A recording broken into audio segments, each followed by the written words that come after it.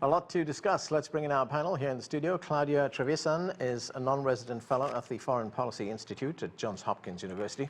Also with us, Pepe Zhang, the Associate Director for China at the Atlantic Council Center for Latin America. From Miami, Teufel Dreyer is a professor of political science at the University of Miami, and Einar Tangen is a political and economic affairs commentator. He joins us from Beijing. Welcome to all of you. Claudia, let's start here in the studio. Let's look at the big picture, the broad development picture in Latin America. What has China's Belt and Road Initiative done for the region? The Belt and Road is a very new thing on the region. It was the first country that entered the Belt and Road Initiative in the region was Panama in 2017. And since then, a total of 19 countries of the 33 countries in the region had entered the BRI. The biggest economies in the region are not at the BRI: Brazil, Argentina, Mexico, and Colombia. But there is the fact that they are not at the BRI does not mean that they are not getting Chinese investments.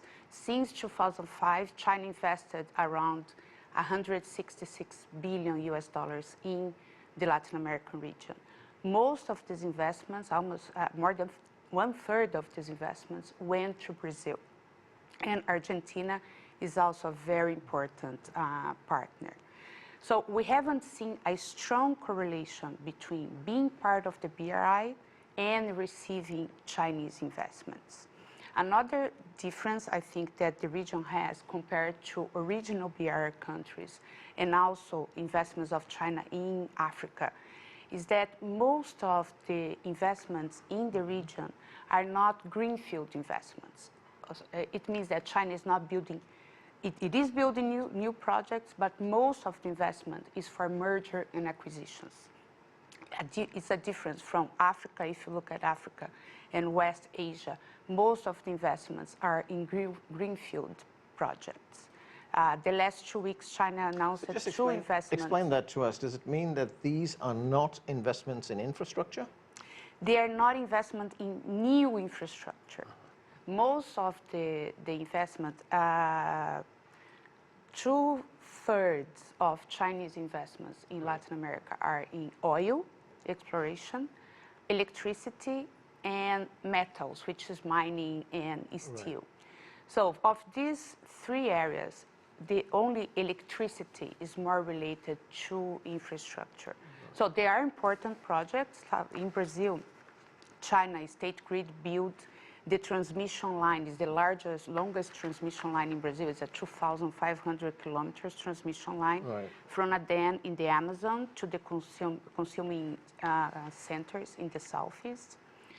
But a lot of the investments are acquisitions of infrastructure that already exist. And we saw this in the last 2 weeks with the acquisition of electricity companies in Chile and in Peru. Right.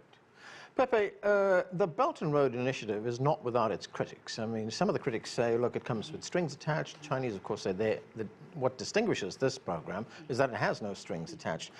What is your view on the BRI's investments in Latin America?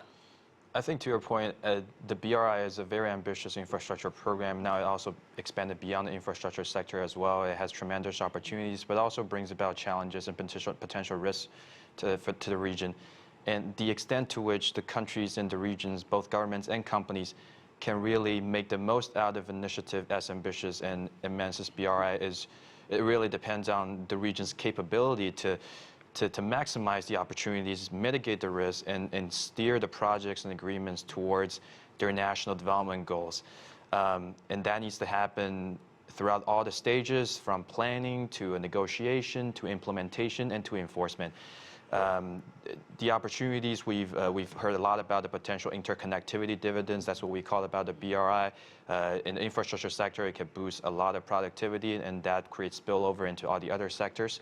On the risk side, we've heard about potential project-specific risks, some of the environmental concerns we've heard about, potentially broader fiscal implications in some other parts of the world. We've seen that. And something that we haven't talked a whole lot about is competitive pressure on local firms. What I mean by that is, as there's better connectivity for Latin American exporters to reach not just China but also other markets along the Belt and Road, they're also likely to encounter, the Latin American producers, they're likely to encounter increasing competition both locally and internationally. So I think there's a tremendous opportunity with BRI for the region, but folks really need to think about what are some of the opportunities, what are some of the risks, and really make the most out of it. Yeah. June, as you have pointed out as well, this is an ambitious project, but it has received some criticism. Some say it's a debt trap, or they call it debt trap diplomacy.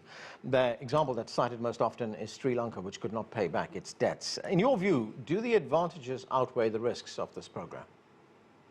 I think it depends, as the previous speaker said, on whether these things are well managed or not. And in many cases, they have not been well managed, whether through corruption, which is a big problem in many countries, but certainly in many Latin American countries. And sometimes in any ambitious set of projects, there are going to be some winners and some losers. And in general, I think you would have to say that Venezuela is the poster child for the big loser. Chavez's policies were ruinous, and the Chinese have reaped a lot of gains from that. There has also been a huge public relations disaster with the dam in Ecuador, which is supposed to generate hydroelectric power and does not, and has left Ecuador with a large debt. And then there is resistance from local communities, as has occurred in Brazil. Right. And also in Mexico, which resulted in the cancellation of a railway project. And one can scarcely blame the Chinese for wanting to fund projects that do their own economy well, but as the previous speaker said, there is a clamor for investment in infrastructure that does not directly benefit the Chinese economy. Yep. So Xi Jinping talks a lot about a win-win proposition, and in theory that could be true, but as I say before, on the ground there are going to be winners and there are going to be losers, and so far the losers have been much more vocal than the winners. Yeah, Einar Tangen, certainly there have been problems with implementing the BRI, but there have been success stories as well, haven't there? Well, yes, there have been a lot of things. Now, let's put this into perspective. Okay, so within a few short years, China invested over $141 billion in Latin America. Now, that exceeds all investment prior to it by the U.S. and these various banking entities that have been extending. Remember, Latin America needs almost $1 trillion of infrastructure investment to keep up with its economy, and it's not getting that. The U.S. is not stepping forward, certainly not Europe or anybody else. So at this point, it's fine to say that this is, I don't like the way it's managed. There's pluses and minuses. But what are people supposed to do? Latin America is now, has undergone a tectonic change. The U.S. Has been kind of left behind, literally, as Donald Trump tries to build this wall. And China has filled in the gaps. It is now the second and third, respectively, largest import-export relationship to entire South America. And as the world WTO collapses, it seems that there's going to be a much more regional approach. The Belt and Road Initiative, obviously, is one of these. But China is also working with CELAC and Mercosur to figure out how they can work together. Yes, China is more interested in the extractive industries because they need the resources. Right. But that doesn't mean that they haven't been investing elsewhere. And this idea that somehow Venezuela, the chaos happening there, is somehow beneficial to China, I find a bit odd, since China has a $60 billion bet riding on that. They want to see a very stable South America, not one that's in chaos, especially if they want to get their money back. Claudia, we'll get to you in a moment. June, do you want to respond to that? Yes, I do. And China may well want to see a stable Latin America, that goes without saying, but nonetheless, a great deal of PDVSA's oil is now being shipped to China to pay off the debt. China has also invested heavily in farmland because it worries about not having enough acreage to feed its own people. And I think Venezuela has been the loser, Right. and a large part of that is due to Chavez's very poor policies. And one can scarcely blame the Chinese for taking advantage of that. But on the other hand, oh, by the way, also with Brazil, a large part of investors' unwillingness to invest there is the fallout from the Odebrecht scandal. Yeah. And All right. China has picked up the slack. Yeah, Claudia, go ahead. No, I think one thing, the point that Einar touched is the drastic need for infrastructure investment in Latin America. Latin America is only ahead sub-Saharan Africa in terms of infrastructure. 60% of the roads in Latin America are not paved. 2/3 of the sewage are not treated. So, and the logistic costs in Latin America are twice as high as the logistic costs of OECD members. So, and there is a complementarity between this need for infrastructure and China demand for the products that are produced in the region.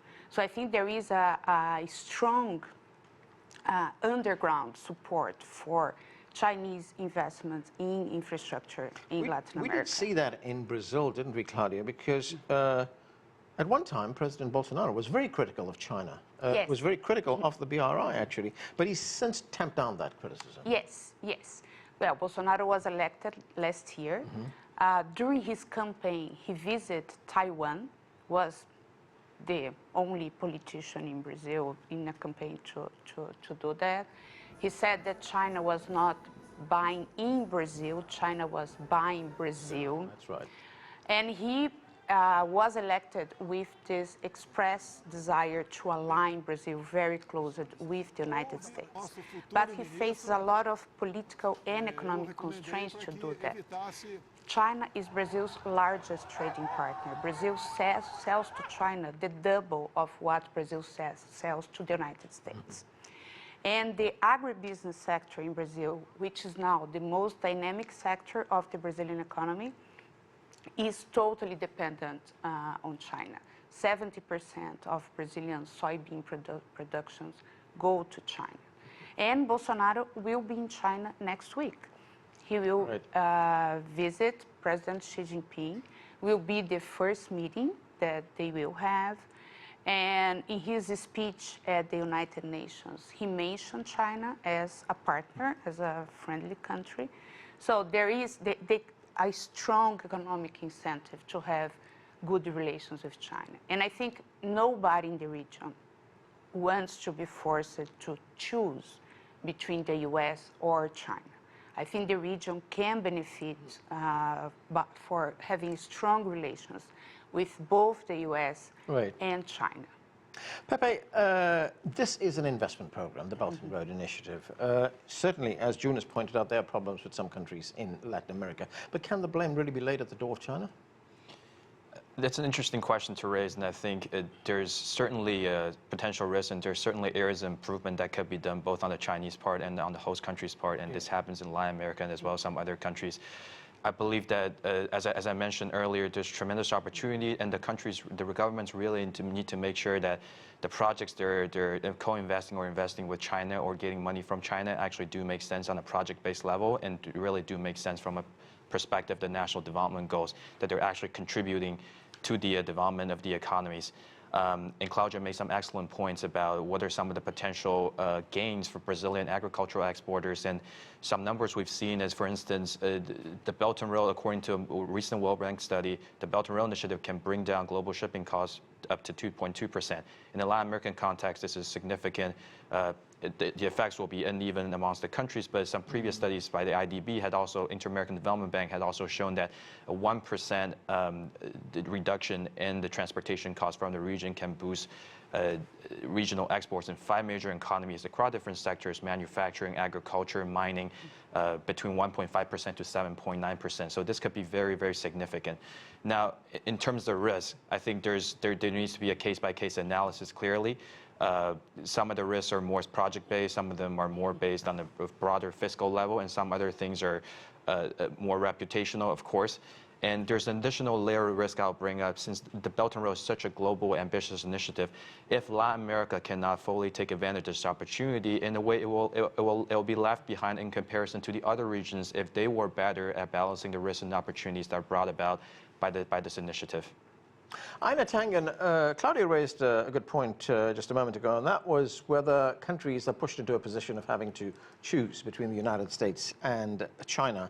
I mean, does international development have to be a zero-sum game? Does China and the United States have to compete with these countries, or could there be cooperation?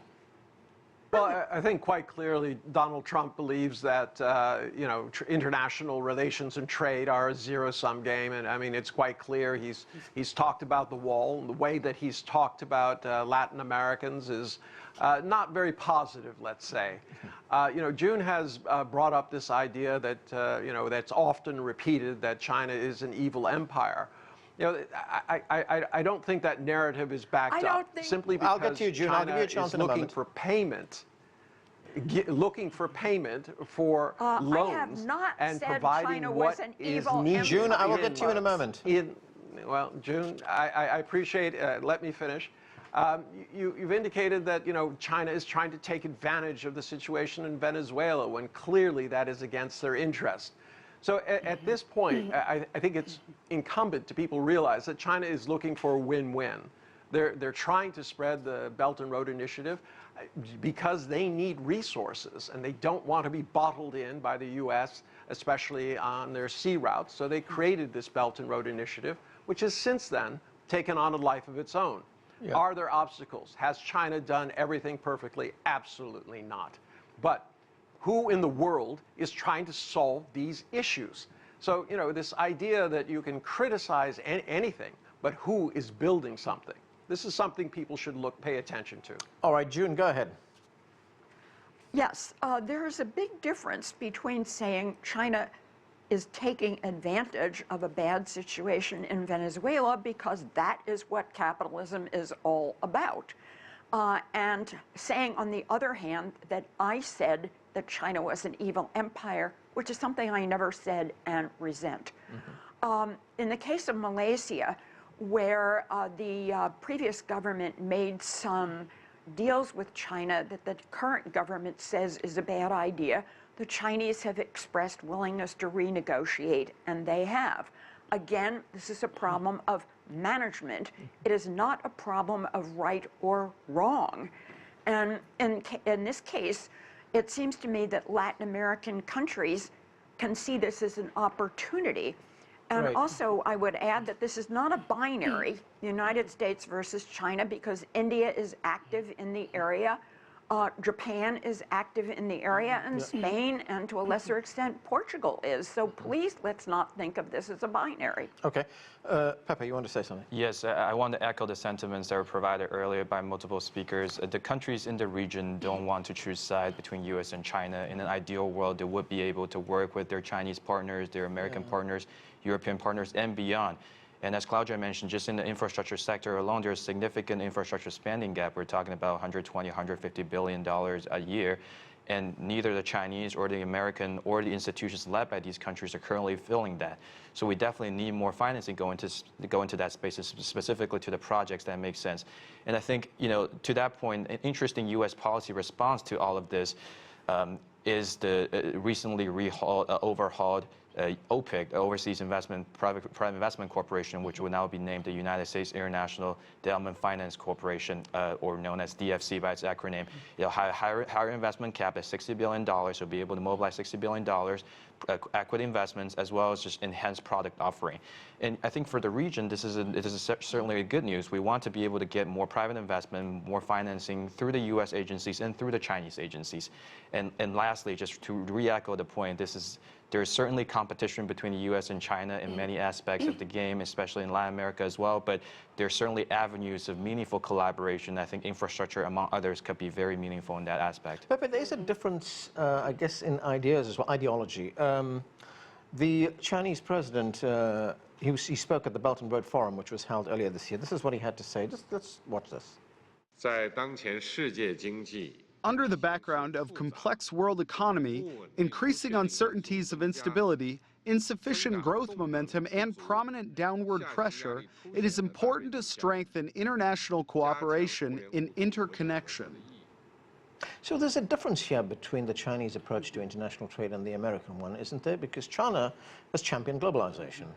The United States, under Trump, has adopted a view of America first, an inward-looking view, and rejected the idea of multilateralism. Right. I think this is a discussion that's been had over and over again. It's certainly an interesting discussion to be had in Washington, D.C.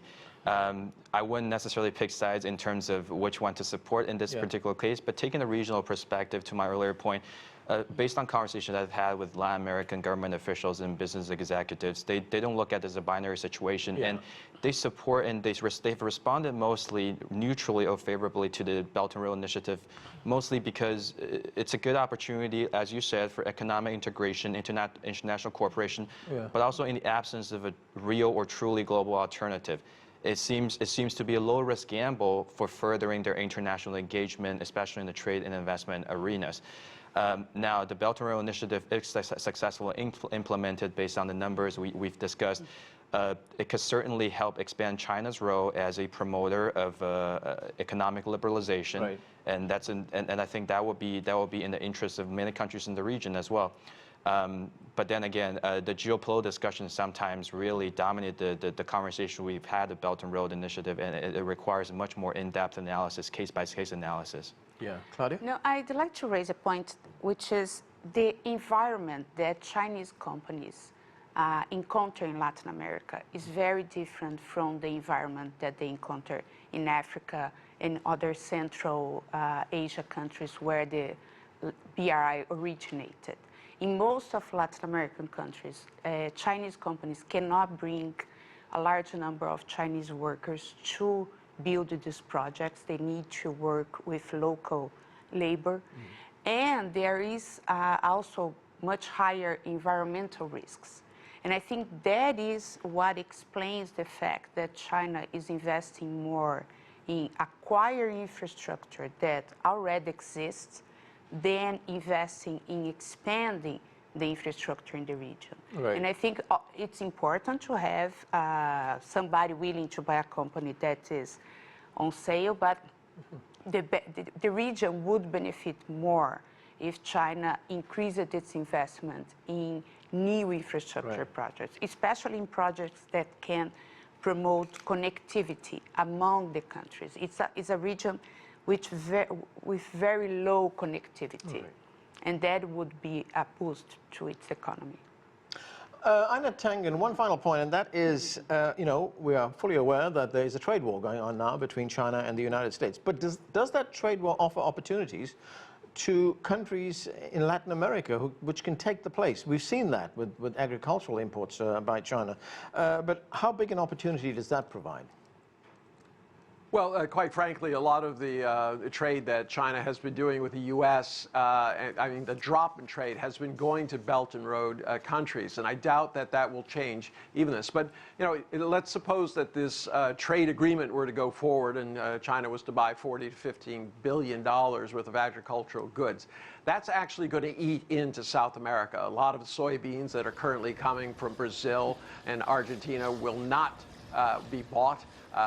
Australia will also suffer. So, from that perspective, these kind of gyrations are not good. Business and diplomacy depends on predictability, and Donald Trump is unpredictable.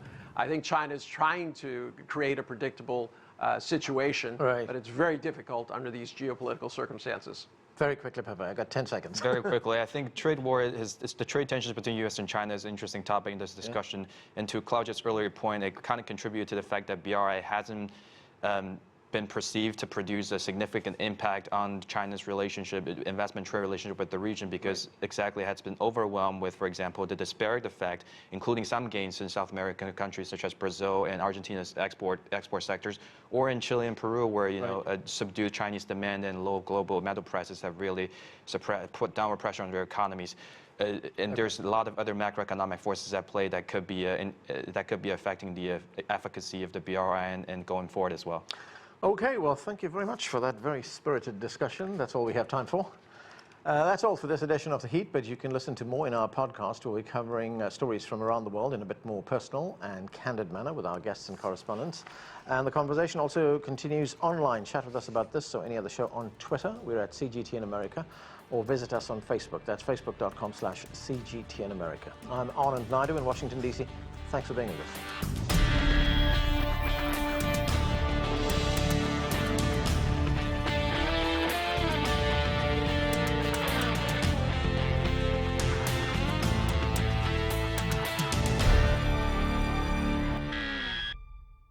Hello everybody, I'm Anand Naidu. If you enjoy the thoughtful, engaged discussions you see on The Heat, you may also want to subscribe to our podcast. It's appropriately titled The Heat. Twice a week we take a deep dive on world headlines, talking to experts, journalists and others. It's a fresh, focused and intimate look at the issues that matter most.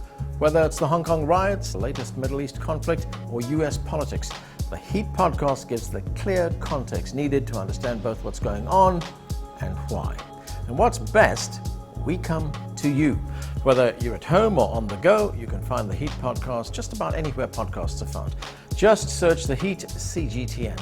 Have a listen today and subscribe. Thanks.